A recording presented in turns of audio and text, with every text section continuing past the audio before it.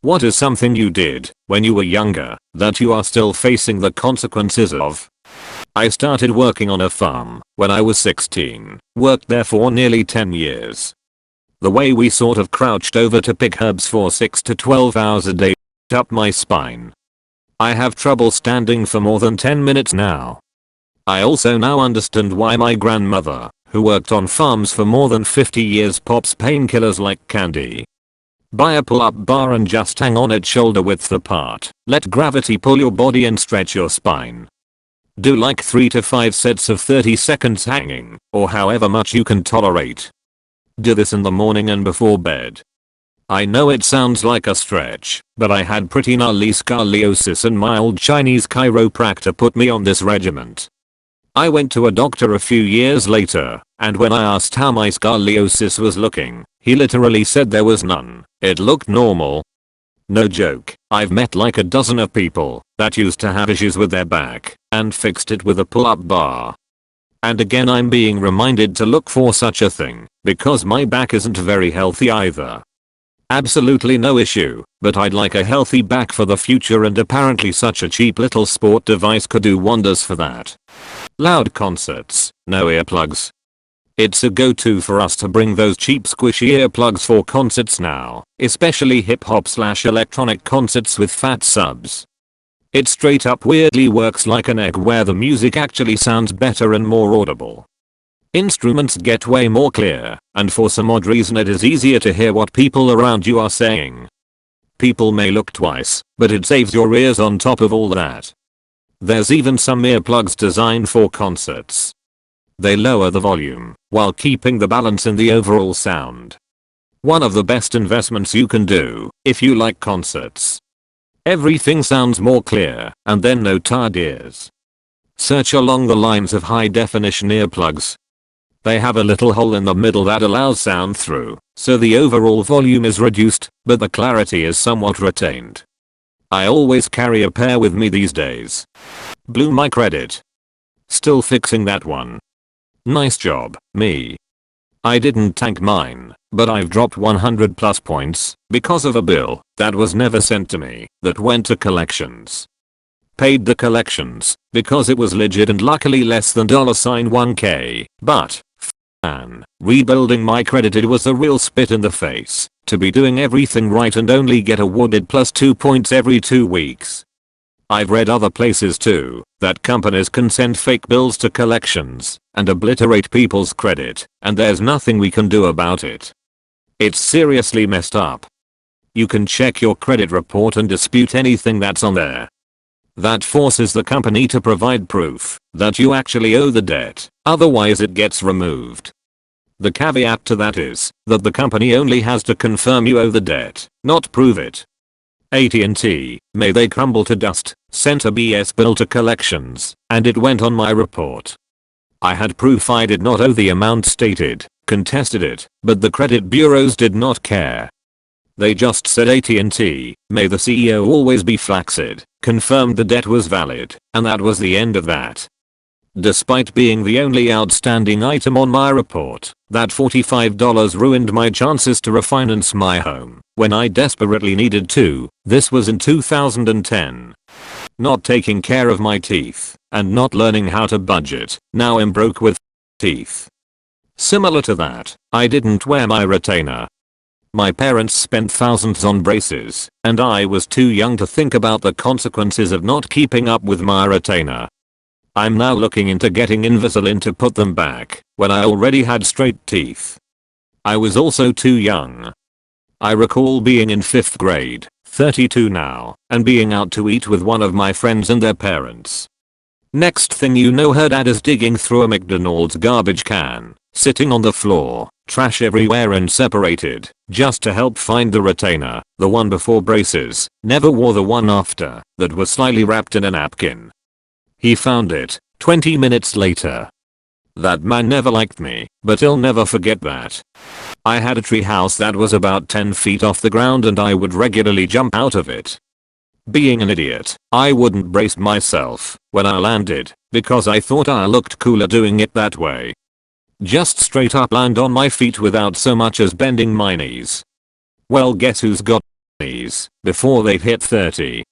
So for anyone who doesn't know how to land safely from heights, bend your knees when you hit the ground, so you go into a crouched golem position, slap the floor with both hands, take some of the force away. If you have forward momentum you need to deal with, tuck your head and roll diagonally over one shoulder, throw one hand under the opposite armpit to get the right angle. Source: former parkour nerd. Does this work from steep angles of descent? I tried this as a kid, and it was hard to get into the roll. I did the bending of the knees, but all that ended up happening was me slamming my knees and hands into the ground and nearly smashing my face in the process. Flew off a water slide while goofing off. Landed on concrete. Left hip still hurts, to sleep on 20-ish years later. It took at least 10 years before I told my mom what happened. When I was about 11 or 12 I had a cold, and as a child I'd had otitis a few times. It was winter, and I was outside without anything covering my head and ears. My mum told me to put something on, otherwise I would get otitis again. I didn't. That night I woke up with unbelievable pain in my left ear. I was awake all night, crying from the pain, tried to sneak out of bed to find painkillers, but whatever it was that I found, it did not help. Eventually the pain went away, but so did parts of my hearing. Never told my mum about it. Still have hearing loss on my left ear. My sister had chronic otitis as a child. So did I, but my mother thought that I was just seeking attention because my sister had it. Because mine was ignored, I developed a cholesteatoma, had 2 ossicular reconstructions, and have partial hearing loss. Yeah, I just wanted attention. This is incredibly relatable, but less ears more knees. I would feel faint a lot whenever it was hot outside, and I stopped being able to breathe as easily. My pacer test went from 60 to barely 15 for reference in one trimester, but everyone thought it entered the age of girls don't want to run and ignored it. Same a couple months later in track when my knees hurt a lot, where I was told to stop looking for special treatment. Turns out I'm heat sensitive and prone to heat exhaustion, have mild asthma, and had a minor joint condition from rough housing that my dad even had in college, and had to take a break from his sport. That turned into a chronic issue, and now my knees sometimes decide to just not work, lol. I was totally just looking for special treatment, and not just trying to find explanation for why I was different, though I guess to be fair, as a young child I'd commonly cry a lot to get my way, lol. I sprained my ankle on a treadmill when I was 13, and I was too stubborn to let it heal properly. So now, nearly 15 years later, I can't walk until like 10 in the morning a couple times a month, because my ankle is still a wee bit. I broke my ankle and stretched the tendons badly skateboarding when I was 16. My dad told me to deal with it and didn't take me to any hospital or doctor to check it out. I kept it wrapped and followed protocol I found on the internet. As an adult I now have terrible pains in my ankle whenever I'm walking too much or working too hard. Got it looked at around 27, and I have a piece of my ankle bone missing. Probably cold views that medical attention, dad. Same here. Wicked ankle injury, and no doctor. We had insurance and everything, but I guess I wasn't allowed to use it. I'm sorry for what happened to you, I feel your pain. Literally. Same. I broke my foot when I was around 10. Parents wouldn't take me to a doctor, said there wasn't anything a doctor could do anyway. My foot still hurts. Not stand up for myself enough. Catching up and learning it as an adult is embarrassing at times. My philosophy used to be that if everyone was considerate, humble, and polite, the world would be a better place, so that's what I went for, thinking it would get me further in the long run. But if everyone else is just elbowing their way through life, they will just walk over you. This whole turn the other cheek and do unto others way of life is just not working for me anymore. Edit. Lots of good responses and thanks for the hugs. Just to clear things up, I know there's a difference between being kind and considerate and being a doormat.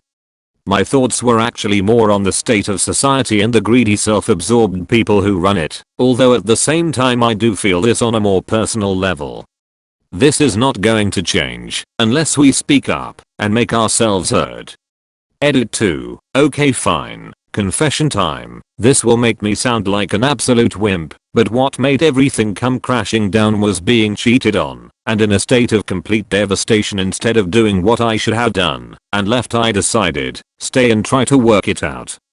I've regretted it ever since I came to my senses, and this made me question what the hell was wrong with me. I'm still with her for the sake of the kids, but it's not going to last. Not making it a point to work on my social skills. I was a bit of a loner in school, really shy. Now I struggle to make conversation with coworkers without feeling immense levels of anxiety. Worry that without this skill I'll never really get ahead. Don't worry, social anxiety is something that can be beat. You just have to keep trying and not beat yourself up when you mess up. Success in work and life is nothing but a construct of the mind. As easy as it is to fall into this mindset of needing to be successful as early as possible, it's not a race.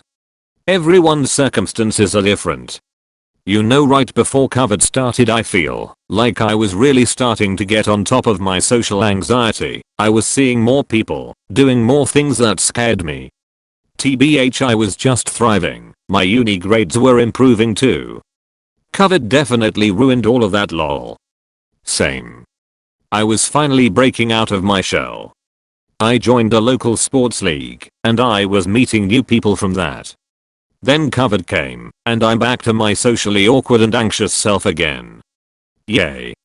Chose a low pay / high stress career. Former chef here. Don't be a chef. Just for confirmation, also former chef here. Don't be a chef.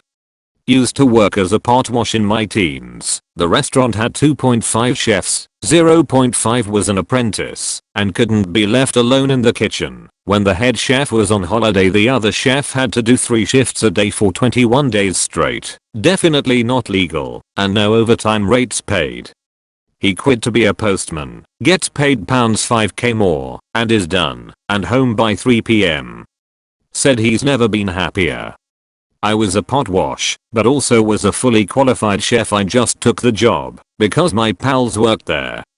My boss found out I had my NVQ and offered me a promotion to chef. I said no way in hell. I watch you guys day in day out and none of you look happy. I'm happier scrubbing day for a few pennies less than dealing with all that nonsense. Overeat and eat poorly. Please teach and demonstrate nutrition and exercise to your kids. It is so hard to defeat a lifetime of bad habits when you're in your adulthood and already feeling the effects of ill health from years of bad eating habits. And no, I don't just mean force them to eat their veggies and thus just create a totally negative relationship with healthy food. You have to find ways to make their importance clear and introduce new ways of eating healthy. Don't just feed a kid whatever they want whenever they want. I see that so much, and the end result is not good. To add to this, don't make your kid eat more than they want to. As long as they are eating nutritious stuff, don't force them to finish their plate. I grew up somewhat poor, so if we ever went out to eat, I'd get in so much trouble if I didn't eat everything I ordered. We paid for all this food, now we have to eat it, or next time you have to split a meal with your brother. Stuff like that. So I've grown up with some weird positive feedback loop of overeating. I get a good dopamine bump from eating myself to too full and then continuing. It's hard to maintain a healthy weight. A constant battle. It really wasn't until I was an adult when I started taking a doggy back home from restaurants. My wife opened my eyes to that. Yeah, we paid for it and we are gonna eat it, but later we don't need to cram it down right now. I listen to music way too loudly. I'm 37 and I absolutely need hearing aids. I'm not deaf, but if there is even slight background noise, everything sounds incredibly muffled. Sometimes I have to ask people to repeat themselves 3 to 4 times. Edit. I never got tinnitus. There were no blaring signs of hearing loss that I noticed. It was extremely gradual. Turn your down, bitch. Wear earplugs. I have the same problem, sort of. I think mine is just my brain focusing on the wrong sounds occasionally. I have always struggled in loud environments. Everything kinda blends together. Sometimes I can't even understand what someone says right next to me. When I was still in school, people thought I just didn't listen and found me annoying. Now as an adult, I think it's some form of sound sensitivity. Edit. Wow, okay, this comment really blew up. It's so nice to see we are not alone with these kind of struggles. It could be an auditory processing disorder, which has less to do with actual hearing and more to do with the brain. Eater. Sorry, I now see it was already mentioned. Also not trying to Reddit diagnose, just throwing out this possibility, since many people don't even know APD exists. Gave my legs for a stranger's life during a 16 carpal loop, 8 years and 17 surgeries later, I can kinda walk again. My life is in complete shambles. I've gained 100 pounds, and I lost my career, a really good one. Edit. Lots of questions for the story. Here it is. We were car number 3 of 16. Saw car 2 spinning before we got rear-ended. Saw car 2's driver ejected. He landed in the open road. When we crashed, I jumped out, got to the body, and moved him. The car that would have ground him into paste ended up hitting me going about 55 miles per hour. I was airborne for about 38 feet before landing on another car, 38 non-union brakes, over 100 fractures, lost my left thumb and my right anterior tibialis. I also tore all 4 rotator cuff muscles in my right shoulder.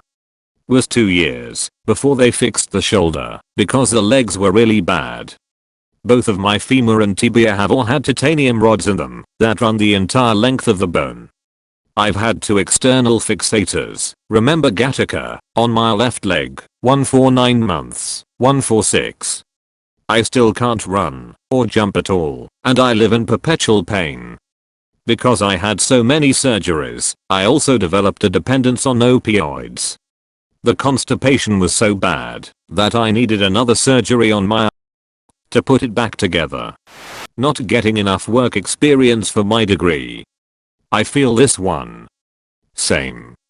Nobody tells you the importance of spending your summers doing internships while you're in college. I thought good grades and good relationships with you teachers were enough. Not at all. I graduated in 2018 and I just jump around between internships and part-time work trying to get experience. Edit. People are saying they were informed about internships and work experience while they were in college. Personally, for me, it was always given as a suggestion, not something that was imperative to success. Doing specific programs and things like studying abroad were things that were likened to internships. Looks good on a resume. My summers were spent working and saving up money so I could pay for groceries and electricity during the school year. Unpaid internships, which is what 90% of internships are a privilege that benefit people who are financially well off. Edit 2. My bachelor's is in international relations, so people can get an idea of my field. After finishing college, I stopped playing sports. I've always been a bit on the stockier side, but through high school and college I was very active in several team sports, soccer, volleyball, floor hockey, so I had a lot of muscle on me too. I didn't do any kind of exercise beyond just moving around for work plus walking my dog twice a day for 12 long years. I grew fat, unhealthy, and in poor shape. I've been trying to work on that, but even when I could go to the gym I would be exhausted after 30 minutes of light exercise. I have hopes that I can at least be healthy as I work to build up my endurance and tolerance for longer workouts, but I doubt I'll ever be in the shape I was when I was in my teens/early 20s. And it's entirely my fault too. I got lazy, and I'll be paying for it for the rest of my life. Edit. Thank you for all of the encouraging words. It's especially helpful to hear that I'm not the only one going through the same problem and that others have come out on the other side of it. My first goal is to get down to 250. Then I'm going to do 25-pound goals after that until I at least get to my college weight, 175, and see where to go from there. I'm working with a doctor on diet and such. It just feels like so much because I've let it go for so long. I become super unhealthy after a broken leg turned into 3 years of not moving from my bed, one step at a time. I've come to terms with never being able to go 100%, but am still shooting for that 99% use. I'd like a day without my foot creaking like Rice Krispie cereal in milk. I couldn't stop lying about things I had done because I was so worried people would lose interest in me if I didn't seem super interesting, until I lost track of my lies and couldn't stop. I ended up burning bridges with a lot of awesome people that I may have been great friends with, who we shared so many commonalities, awesome personalities, people I genuinely liked. I literally have no friends now and have trouble even being able to hold conversations with anyone anymore. I did it to myself, and I regret it so much that I have dreams about things turning out differently all the time. It sucks, and if I could go back in time, I'd grab younger me's tongue immediately and tell me people liked me and wanted to be my friend, even if I felt like I was boring or not pretty enough. I'm glad I said this, finally. I had to say it somewhere. It's been driving me crazy when it finally hit me how deep and insane it had gone. I can relate. It's like, sometimes I cannot really control when I lie. It just comes out of my mouth before I can stop it. I desperately want to change. I don't like lying, but I become the very own thing I despise. I think I'm a lot better than I used to be, but it's hard to tell sometimes. I literally find myself catching a lie first, pretty much every single time I open my mouth, because it's a terrible habit at this point, but I've been able to catch it, and it feels like I get the wind knocked out of me sometimes trying to self-monitor a conversation to prevent myself from getting carried away again. And I completely agree. I hate lies and lying, and it's horrible being a hypocrite, but preventing yourself from falling prey to the habit makes any conversation a situation of utter dread. When my parents separated while I was in high school, I moved out.